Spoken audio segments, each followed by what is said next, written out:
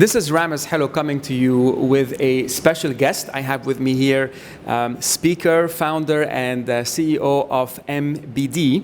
It's an organization that helps companies bridge the cross-cultural gap. I'm actually going to give Amal the chance here to explain a little bit about what she does. Amal, just give us a brief about what is it that you do and how can you help organizations? With the 203 different nationalities that currently reside in the UAE, on average, any large corporation will have more than 70 different nationalities. It's helping them build cultural bridges between people from different nationalities to help that department or organization operate more effectively.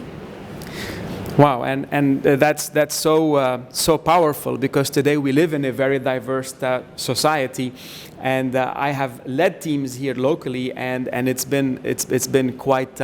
It can be quite a challenge dealing with the different nationalities, whether it's Indians or the Lebanese or the Jordanians or the Pakistanis, the Brits, yeah, the Westerners, the North Americans, the Filipinos. So we are definitely have this quite wide range of people. A question there for you, Amal, is how has the inability to communicate between an organization being able to bridge the gap, how has this impacted organizations, and how have they benefited from working and dealing with you? Prior to the work that I do with them, one of their biggest complaints is they have silos. So have mafias of the nationalities we mentioned, Indians, Filipinos, who will all group together because they know each other, there's a similarity. That's not good for the organisation, because as a manager I want teams to be cohesive, to work together for the betterment of the organisation. So in helping through a cultural journey to understand from a cultural perspective where I'm coming from, not just necessarily nationality, help me then understand where somebody else is coming from a cultural perspective, provides a space for non-judgmental communication. So in that non-judgmental communication, then it's helping organisations, teams, groups to be more effective, more productive, more profitable. You know, I know some of the work that you do, and could you share with me like a slight difference between how would a person perceive something in the East and the difference of how would that be looked at in the West, and where the gaps might exist? Yes, good question. In the West, it's predominantly rules and regulations. The judicial system is based on rules and regulations. If you look at, for example, the GCC, the Gulf states, Saudi, UAE, Qatar here, places like Japan, Korea, it's all about honour, shame. How does this make me look? How do I avoid shame? So really the rules and regulations can go out the window. So you there have somebody saying, but that's against the rules, and somebody else saying, but how's that going to make me look? So how do you bridge the gap between two people who are coming from completely different perspectives, but also align that with a corporate culture? So how would this translate? What problem does that cause, or has that caused in real-life situations with clients? It causes conflict, miscommunication, silos of people operating in their own islands of communication. This leads to loss of productivity, and obviously then could cause attrition. People leave because they're unhappy, and then that hits the bottom line. Yeah. You know, as you're sharing that, rules and regulations, like I know one of the issues that with sales teams is, okay, let's say showing up on time to the office, making your X amount of phone calls on a specific daily basis. While somebody from the West might clearly understand the rules and regulation and feel they're communicating it to, let's say, their teams, if some of them are not from that rules and regulation background, that can cause a problem. Yeah. What are some of, what problem has that caused? And maybe you've heard clients tell you, we have issues with so forth and so on. Okay. Yeah, it's people from that honour shame feels that they're being micromanaged, feel as though it's insulting to have to turn up on time, make so many phone calls. I'm doing my job, I get the results. So, in the honour-shame societies, it's really who I know, not necessarily what I know. So I can call 5 people rather than you calling 50 people and get the same result. So I don't want to be micromanaged. Trust me, do you not think I can do the job?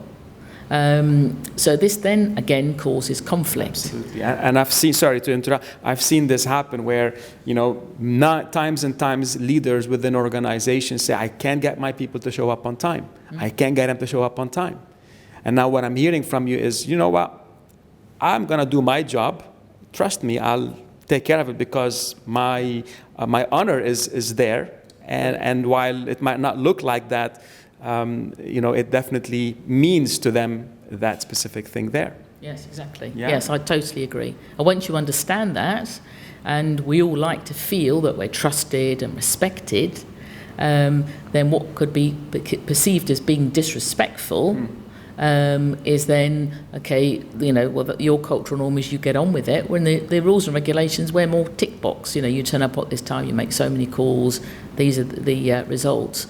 So it's again looking at it, understanding it from a different perspective, that not everybody comes from the same culture. Great. Now, just one last thing. I know before this session, you were telling me about you were speaking at a certain event, and you had a few supervisors from the oil and gas come and talk to you. Amal focuses, or one of her key strengths is working with lots of oil and gas companies. So, can you just tell me that story you shared with me? I think our audience can benefit from that. Yeah, sure. At the end of the engagement, the discussion I was giving, which is about managing culture in large organisations, 3 of the team leaders came to me and said, "Please tell me, how do I communicate with people in my team who come from Asia subcontinent, from the Philippines, because I just can't get them to do what I want them to do." So how do I do this? Because the way I'm communicating with them just isn't working. And the team leaders invariably come from an engineering background. They're working in an intense, harsh operational environment where just the job basically needs to get done. So it's how they were looking for tips and hints on how can I get people to do the work. They might, one guy said, I'm from Egypt. Egyptians, no problem. I know how they function. I know how they think. So how do I get to understand how these people think so that I can then address them in the correct way? Wonderful. This has been very insightful.